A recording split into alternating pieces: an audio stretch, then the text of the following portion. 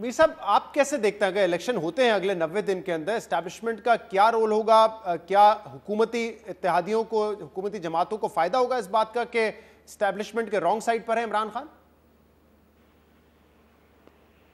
देखिए, मुझे तो नहीं पता कि एस्टैब्लिशमेंट का रोल क्या होगा, क्योंकि मेरी तो इतनी कुर्बत नहीं है एस्टैब्लिशमेंट से।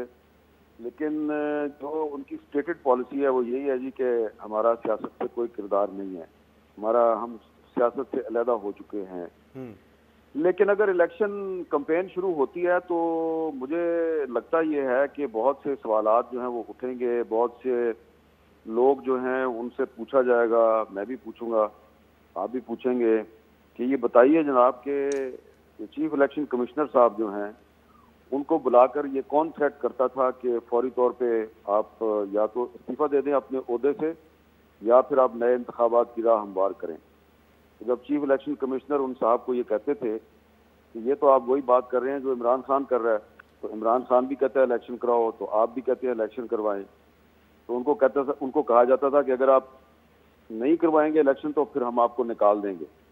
जब चीफ इलेक्शन कमिश्नर कहते थे कि मुझे निकालने के लिए आइन में एक तरीकाकार है, जिस तरह आपने काजी फाइजा के खिलाफ रेफरेंस फाइल किया था, तो मुझे भी आपको रेफरेंस के जरिए निकालना पड़ेगा।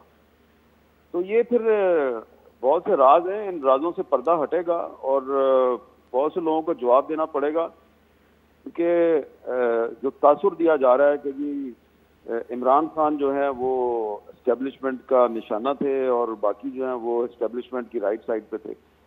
मैं तो बार बार एक ही बात कह रहा हूँ कि हमारे मसले हल हो जाएंगे, बहुत से मसाइल हल हो जाएंगे अगर मीडिया पर सच आना शुरू हो जाए। हम सिर्फ वो सच बोलते हैं जिसमें कि हमें पता होता है कि हमें कहीं से कोई पकड़ेगा नहीं, कहीं से कोई खून नहीं आएगा, वो सच हम बोल देते हैं। जहाँ से थोड़ा सा खदशा होता है कि फंस जाएंगे, पाबंदी लग जाएगी, वहाँ पे हम उस तरफ जाते ही नहीं।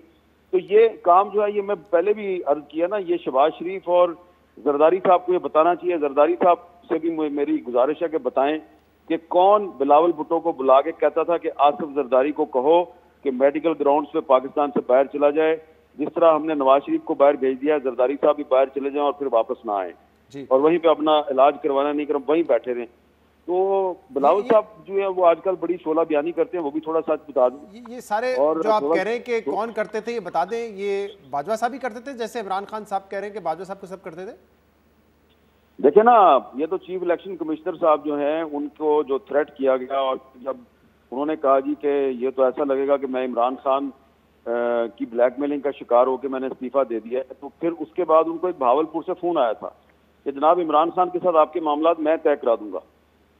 तो ये बहुत सी चीजें हैं और बहुत से राज हैं जिनसे पर्दा नहीं उठता। अब देखते हैं कि ये मीडिया जो है उसको थोड़ी सी जुर्रत दिखानी होगी। जिनके आप नाम ले रहे हैं वो इस पर्दे को उठाते नहीं उठाते। हमजा शहबाज का बयान आया है, मीर साहब आपके सामने रखता हूं। वो कह रहे हैं कि असेंबलियां तोड़ना कोई खेल नहीं, कि जब चाहे मुस्लिम लीग नून अवाम की ताकत पर भरोसा करने वाली जमात है, हम इलेक्शन के लिए तैयार हैं, लेकिन एक शख्स की अना की तस्कीन का रास्ता रोका जाएगा।